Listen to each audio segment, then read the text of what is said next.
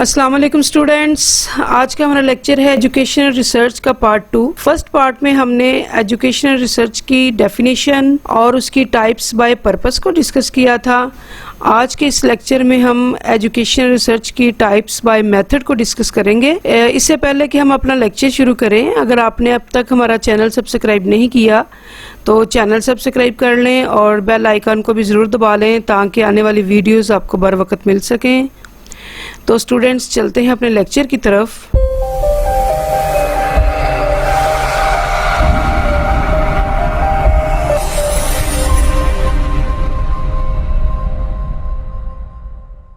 Welcome back. तो students, आज हमारा लेक्चर है types of research. There are two main types of research, research by purpose and research by method. ये वही चीज़ है जो हमने फर्स्ट लेक्चर में डिस्कस की थी। रिसर्च बाय पर्पस हम डिस्कस कर चुके हैं बहुत तफसील के साथ। आज हम डिस्कस करेंगे research types by method. There are 3 basic types of research by method. 3 basic types हैं रिसर्च की बाय मेथड। इसमें हिस्टोरिकल रिसर्च है, डिस्क्रिप्टिव रिसर्च है और एक्सपेरिमेंटल रिसर्च है। डिस्क्रिप्टिव रिसर्च की आगे 2 ब्रांचेज हैं, यानी उसके सब ग्रुप्स हैं, कोरिलेशनल रिसर्च और कैजुअल कंपैरेटिव रिसर्च। अब हम इनको थोड़ा सा तफसील से देखेंगे। Historical research involve studying, understanding and explaining past events. जैसा कि नाम से ही ज़ाहिर है, हिस्ट्री पर डिपेंड है ये रिसर्च। जो माजी में वाक़यात हो चुके हैं उनको डाटा कलेक्ट करती है, प्रॉब्लम्स को देखती है और फिर एंड पे कंक्लूजन उसका होता है। एग्जाम्पल्स हम देखते हैं। Study of teacher training program in British period, यानी ब्रिटिश पीरियड में जो टीचर ट्रेनिंग प्रोग्राम चले थे और उसके क्या इफ़ेक्ट्स हुए, ये हिस्टोरिकल रिसर्च में डिस्कस किया जा सकता है। A study of literacy campaign in Pakistan में जो लिटरेसी की कंपेन चली उसके क्या इफ़ेक्ट्स हुए। इस तरह study of Muslim curriculum in Mughal period, के मुग़ल दौरे हुकूमत में जो मुस्लिम करिकुलम था वो किन किन बुक्स पर मुश्तमिल था और उससे मुसलमानों की कितनी तरक्की में उसने काम किरदार अदा किया। Factor reading to the development and growth of cooperative learning की डेवलपमेंट क्या है और ग्रोथ क्या है और इसके इफ़ेक्ट्स क्या हैं। इसके बाद हमारे पास स्टेप्स इन हिस्टोरिकल रिसर्च के हिस्टोरिकल रिसर्च के स्टेप्स कौन कौन से हैं। सबसे पहले उसकी डेफिनेशन ऑफ प्रॉब्लम है, यानी कि एक प्रॉब्लम को डिफाइन किया जाता है। Limited data, problem is already defined. History में, तारीख में जो प्रॉब्लम्स पेश आ चुके हैं, जो वाक़यात पेश आ चुके हैं, उनमें से ही कोई एक वाक़या चूज किया जाता है जिस पर रिसर्च की जाती है। जैसे हमने पहले एग्जाम्पल्स में देखा कि ब्रिटिश दौर का जो टीचर्स की ट्रेनिंग कंडक्ट करवाई जाती थी, उन्हीं को फॉर एग्जाम्पल अगर हम लेते हैं तो वही एक हमारी प्रॉब्लम है, उसी को हम डिफाइन कर रहे हैं। उसके बाद हमारे पास कलेक्शन ऑफ डाटा है। डाटा कलेक्शन करने की 2 किस्में हैं, प्राइमरी सोर्स और सेकेंडरी सोर्स। प्राइमरी सोर्स में क्या शामिल है? प्राइमरी सोर्स में आई विटनेस है। इसमें सबसे पहले they are reported by an actual observer और पार्टिसिपेंट इन एन इवेंट, यानी किसी भी इवेंट का जो आई विटनेस है वो इसमें प्राइमरी सोर्स में शामिल है। दूसरे नंबर पे इसका सोर्स था secondary source. Secondary source are account of an event that were not actually eye witnessed by the reporter, यानी कि वो आई विटनेस नहीं है बल्कि किसी से सुना हुआ वाक़या है, उसको वो जो दूसरा शख्स बयान कर रहा है वो सेकेंडरी सोर्स है। इसमें हमारे पास टेक्स्ट बुक्स हैं, इंसाइक्लोपीडिया, ये इसके एग्जांपल्स है सेकेंडरी सोर्स की। ये हमारे पास कलेक्शन ऑफ डाटा की 2 ब्रांचेस थी, यानी प्राइमरी सोर्सेज और सेकेंडरी सोर्सेज। उसके बाद हमारे पास एनालिसिस ऑफ डाटा, कि हम डाटा को जो जायजा उसका ले रहे हैं वो किन बुनियादों पर ले रहे हैं। इसकी भी 2 ब्रांचेस हैं, 2 इसके पैरामीटर्स हैं, एक एक्सटर्नल है और एक इंटरनल है। एक्सटर्नल में जो आता है वो है कि हम देखते हैं कि एक्सटर्नल जो क्रिटिसिज्म होता है, it explore the document is real और original rather than a counter file. इसमें क्या कुछ शामिल होता है? इसमें स्पेलिंग्स देखे जाते हैं, जिसके उस वक्त स्पेलिंग्स कंप्यूटर पे थे तो कंप्यूटर पे कौन सा उसका फ़ॉन्ट स्टाइल या साइज़ चलता था। हैंड राइटिंग देखी जाती है, लैंग्वेज देखी जाती है, क्या क्या इस्तेमाल हुए। सिग्नेचर चेक किए जाते हैं कि जिस बंदे ने ये रिपोर्ट लिखी है उसके सिग्नेचर ये वही हैं या कोई और हैं। दूसरे नंबर पे हमारे पास आ जाता है internal, like time, competency of author, comparison to others, यानी टाइम स्केल देखा जाता है कि जिस बंदे ने ये रिपोर्ट लिखी हुई है वो किस टाइम को लेके चल रहा है, कॉम्पिटेंसी क्या थी उसकी, क्या उसकी एज इस एज में था कि उसने जो रिपोर्ट लिखी है वो बहुत ज़्यादा काबिल एतमाद होगी, और क्या उस रिपोर्ट को दूसरी की रिपोर्ट्स के साथ कंपेयर किया जा सकता है या नहीं किया जा सकता। ऐसा तो नहीं कि उसने सिर्फ एक शख्स की यानी अपनी ही विजन पर वो एक रिपोर्ट मुरतब कर दी जिसको हम रिसर्च में शामिल कर रहे हैं, या ऐसा तो नहीं कि उसकी मबनी रिपोर्ट सिर्फ एक फ़िरके की नुमाइंदगी करती हो। ये सारी चीज़ें इसमें इंटरनल एनालिसिस में देखा जाता है। उसके बाद ड्राइंग कंक्लूजन है। Conclusion are drawn after criticism, यानी एक जो पूरे प्रोसेस से हमारी रिपोर्ट गुजर गई, डाटा हमारा हमने गुजार लिया पूरी एक रिपोर्ट से, उसके बाद हमने एक उसका नतीजा मुरतब कर लिया कि ये रिपोर्ट सही है या गलत है। बिलफर्ज हम ट्रेनिंग को ही लेके चल रहे थे, अगर उसमें हमने प्राइमरी और सेकेंडरी सोर्सेज के ज़रिए डाटा कलेक्ट कर लिया है, उस डाटे को हमने एनालाइज कर लिया, एनालाइज करने के बाद हमने कंक्लूजन निकाल लिया है कि ये जो ट्रेनिंग्स हुई थी ये बहुत मुफीद थी टीचर्स के लिए, तो हम लास्ट पे इसकी रिपोर्ट राइटिंग करेंगे। Report depend on nature of content, यानी रिपोर्ट राइटिंग जो हमारे पास कंटेंट होगा उसी के अकॉर्डिंग रिपोर्ट को राइट किया जाएगा। इसके बाद स्टूडेंट्स हमारे पास डिस्क्रिप्टिव रिसर्च है। Descriptive research studies about the assessment of attitude और या ओपिनियन, यानी जर्नल, ये जैसे कि बयान से ही ज़ाहिर है, नाम से ज़ाहिर हो रहा है कि ये बयानिया रिसर्च है, तहकीक है। इसमें किसी के रवैये के बारे में, ख्यालात के बारे में रिसर्च की जाती है, असेस किया जाता है। इंफॉर्मेशन के बारे में, कंडीशन एंड प्रोसीजर, ये चीज़ें इसके अंदर शामिल होती हैं कि इनको लेकर रिसर्च की जाती है। इसमें स्टेप्स जो हैं वो सबसे पहले आइडेंटिफिकेशन ऑफ प्रॉब्लम है, प्रॉब्लम को आइडेंटिफाई किया जाता है। लिटरेचर रिव्यू किया जाता है कि जो प्रॉब्लम है उसमें अगर पहले से कोई तहकीक हुई है तो वो तहकीक क्या है। डेवलपमेंट ऑफ हाइपोथेसिस है, इसके मफरूज़े जो डेवलप किए जाते हैं। और फिर ये जी पॉपुलेशन टारगेट एंड एक्सेसिबल, इसका पॉपुलेशन जो है टारगेट किया जाता है। पॉपुलेशन टारगेट करने का मतलब ये है कि पूरी जो आबादी है उससे तो हम इंटरव्यू नहीं ले सकते या उससे हम डाटा कलेक्ट नहीं कर सकते, तो हम उससे महसूस एरिया जो है उसको हम अपनी पॉपुलेशन गर्दानते हैं, समझते हैं, और उसी के से हम लोग सवाल जवाब भी करते हैं, इंटरव्यू भी करते हैं, क्वेश्चनर भी बनाते हैं। उससे जो डाटा मिलता है उसी की बुनियाद पर हम अपनी रिसर्च को आगे बढ़ाते हैं। सैंपल साइज एंड टेक्निक, यानी जो पॉपुलेशन है वो पॉपुलेशन में से हम सैंपल जो है वो लेंगे कि कितने % लोगों का हमने इंटरव्यू करना है या उनसे सर्वे लेना है या उनसे आंसर क्वेश्चन की टेक्निक यूज़ करनी है। उसके बाद डेवलपमेंट ऑफ इंस्ट्रूमेंट्स हैं कि हम जो रिसर्च कर रहे हैं उसमें हम इंस्ट्रूमेंट्स कौन कौन से यूज़ कर रहे हैं। आई मीन इंस्ट्रूमेंट से मुराद ये कि हम वो उसमें इंटरव्यू लेना चाह रहे हैं, हम क्वेश्चनर को डेवलप कर रहे हैं, या हम लोग ऑब्जर्वेशन की बुनियाद पर ये रिसर्च लेकर चला रहे हैं। उसके बाद पायलट टेस्टिंग है। पायलट टेस्टिंग से नाम से जैसे ज़ाहिर है कि हमने एक रिसर्च है उसमें हमने प्रॉब्लम आइडेंटिफाई कर लिया, उसमें हाइपोथेसिस बना लिए, सैंपल ले लिया, हमने इंस्ट्रूमेंट्स को डेवलप कर लिया, तो फिर हमने इसको टेस्ट कर लिया कि जो हमने अब तक की जो इन्फॉर्मेशन है जो हमने डेवलप की है एक चीज़, वो जो इन्फॉर्मेशन है वो हम उसके क्या आफ्टर इफेक्ट्स हैं, अच्छा है या बुरा है, ये पायलट टेस्टिंग में पता चलता है। Analysis and interpretation of data, analyse किया जाता है डाटा को और इंटरप्रेट किया जाता है और लास्ट पे हम लोग इसकी रिपोर्ट राइट कर ली जाती है।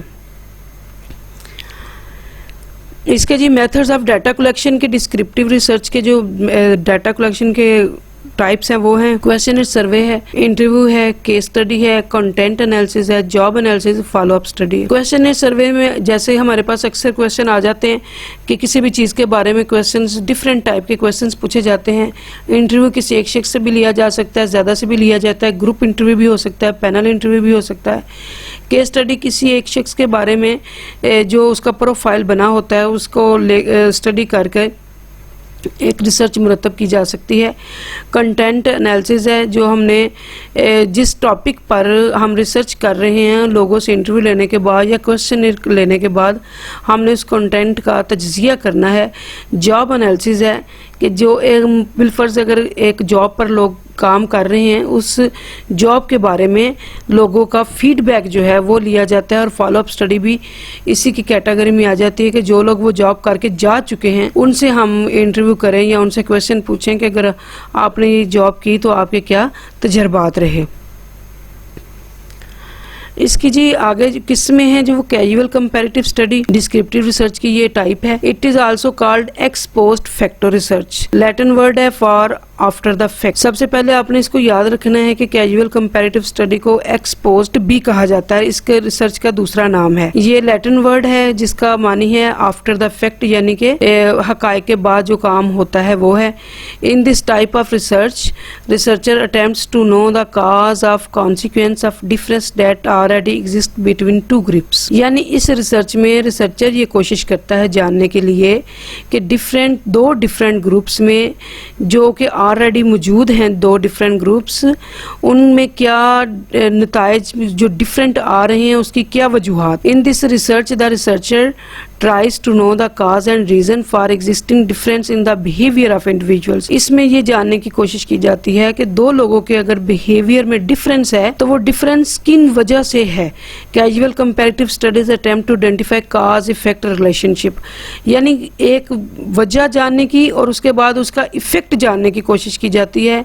इस रिसर्च को काज इफेक्ट रिलेशनशिप रिसर्च भी कहा जाता है। In this research groups are already formed on different independent variables, यानी कि इस रिसर्च में डिफरेंट ग्रुप्स ऑलरेडी बने होते हैं। जैसे हमारे क्लासरूम्स में 2 ग्रुप बनाए हुए हैं या 4 ग्रुप बनाए हुए हैं, तो हमने उन पर तज्जिया रिसर्च करनी है कि अगर एक ग्रुप में स्टूडेंट्स बहुत अच्छा सबक याद कर रहे हैं और रिस्पांस अच्छा दे रहे हैं, दूसरे ग्रुप में रिस्पांस अच्छा नहीं मिल रहा, तो उसकी क्या वजह है, ये वजूहात जानने की रिसर्च है।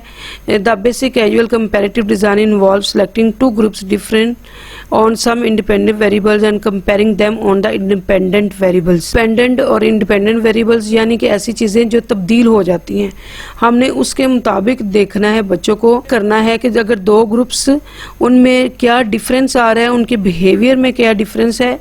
मौजूद तो चीजें हैं सारी, दोनों को सहूलियात सेम हैं, तो फिर उनके जो डिफरेंस है वो इतना ज़्यादा क्यों है उनके बिहेवियर में और उनके रिस्पांस में। Example of casual comparative research है the effect of pre school attendance on social maturity at the end of the grade, the effect of gender on algebra achievement. Educational research में want to determine whether a computer based ACT program has a positive effect on ACT test scores.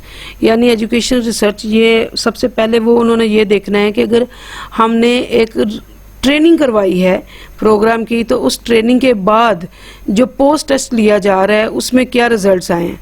यानी एक pre test ले लिया, pre test में पता चल गया कि लोगों का मेंटल लेवल क्या है, उन लोगों के पास नॉलेज कहाँ तक है, और उसके बाद जब हमने पोस्ट टेस्ट लिया तो हमें पता चलेगा कि हमने जो रिसर्च ये जो पढ़ाया है, काम करवाया है, उसके क्या इफेक्ट्स आ रहे हैं। Data analysis the most common practice used in this method is test which is used to see the most common practice used in this method is test which is used to see if there is a significant difference between the means of 2 group। यानी वही चीज कि हमने 2 group मौजूद हैं already, उनके पास सहूलियात same हैं, उनके पास पढ़ाने वाले सेम लोग हैं, लेकिन उनमें डिफरेंस आ रहा है उनके रिस्पांस में, तो हमने उस डिफरेंस की वजह जानने की कोशिश करनी है कि इन दोनों ग्रुप्स में क्या डिफरेंस आ रहा है। उसके बाद जी हमारे पास से है correlational research. Correlational research is a type of non experimental research method in which a researcher measure 2 variables understand and assess the statistical relationship between them. यानी ये रिसर्च जुड़ी हुई है,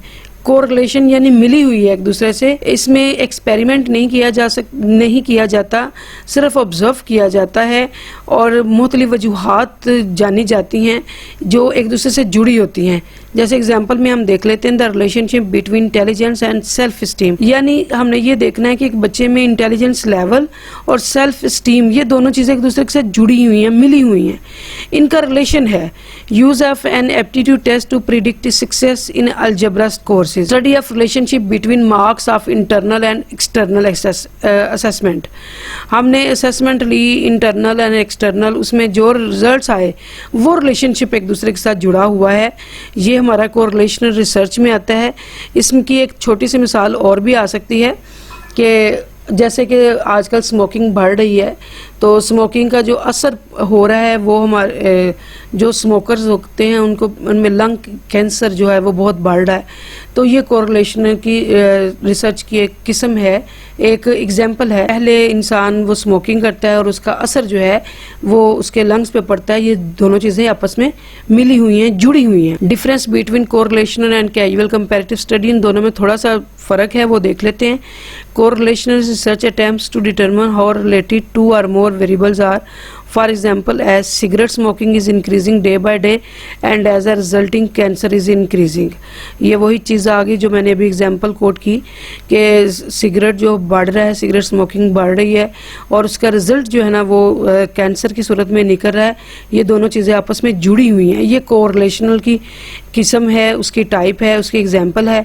एक casual comparative research attempts to identify a cause effect relationship between two और more group. Casual comparative में क्या होता है कि दो ग्रुप्स में जो मौजूद है उसकी हम लोग वजूहात और उसका असर जानने की कोशिश करते हैं कि अगर इनमें एक डिफरेंस आ रहा है तो वो क्यों आ रहा है।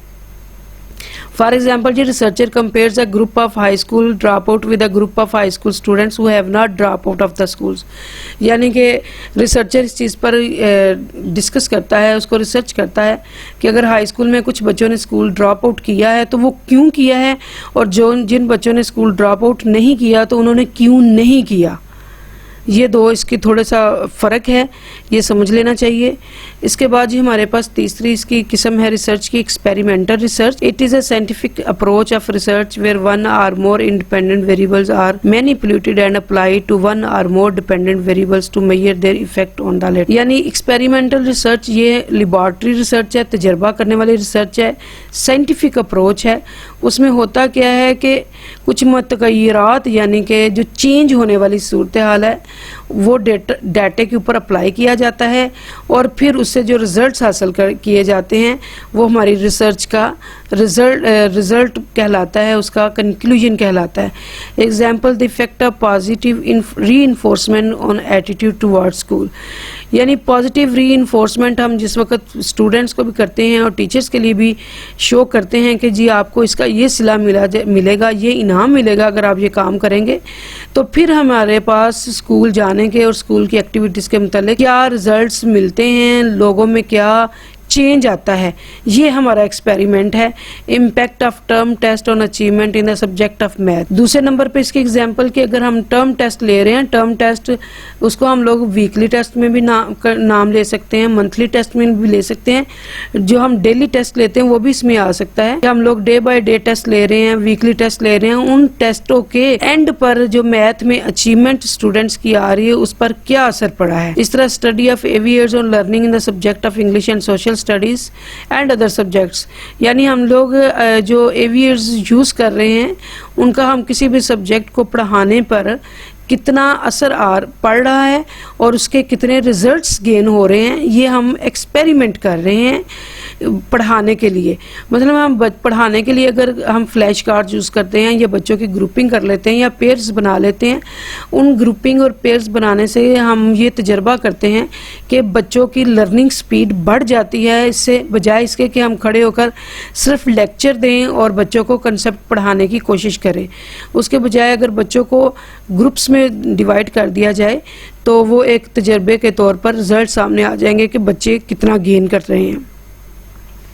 इसके स्टेप्स हैं जी, सबसे पहले selection and definition of problem है, प्रॉब्लम को सिलेक्ट करना है, डिफाइन करना है। दूसरे नंबर पर सिलेक्शन ऑफ सब्जेक्ट। देखना है कि हमने ये रिसर्च करनी किस पर है, बच्चों पर करनी है, स्टूडेंट्स पर करनी, टीचर्स पर करनी है, फीमेल बच्चियों पे करनी है या लड़कों पे करनी है, या किसी और सब्जेक्ट को हमने चूज करना है, मजदूरों को लेना है, जनरल अवाम को लेना है, क्या करना है। मेजरिंग इंस्ट्रूमेंट्स देखने कि हमने जो रिसर्च की है उसके इंस्ट्रूमेंट्स हम कौन से यूज कर रहे हैं। सिलेक्शन ऑफ डिजाइन, हमने सिलेक्ट कर लेना है एक डिजाइन के हमारे पास हमने रिसर्च किन बुनियादों पर लेकर चलना है। प्रोसीजर जो है ना उसको हमने एग्जीक्यूट कर लेना है कि हमने इस प्रोसीजर के तहत ये रिसर्च कंडक्ट करवानी है। हमने ये तजर्बात बिलफर्ज हम स्कूल में कर रहे हैं, तो जैसे मैंने पहले बात की कि हम कौन कौन सी रीइंफोर्समेंट बच्चों को दे सकते हैं जिससे हम उनमें एक्टिविटी पैदा कर सकें, उनमें हम स्कूल जाने के लिए इंटरेस्ट पैदा कर सकें। इसी तरह हम लोग टेस्ट की शक्ल में बच्चों में इंटरेस्ट क्रिएट कर सकते हैं उनकी अपनी लर्निंग के सिलसिले में। उसके बाद हमने जो डाटा कलेक्ट हुआ है सारा उसका एनालिसिस करना है और लास्ट में हम उसका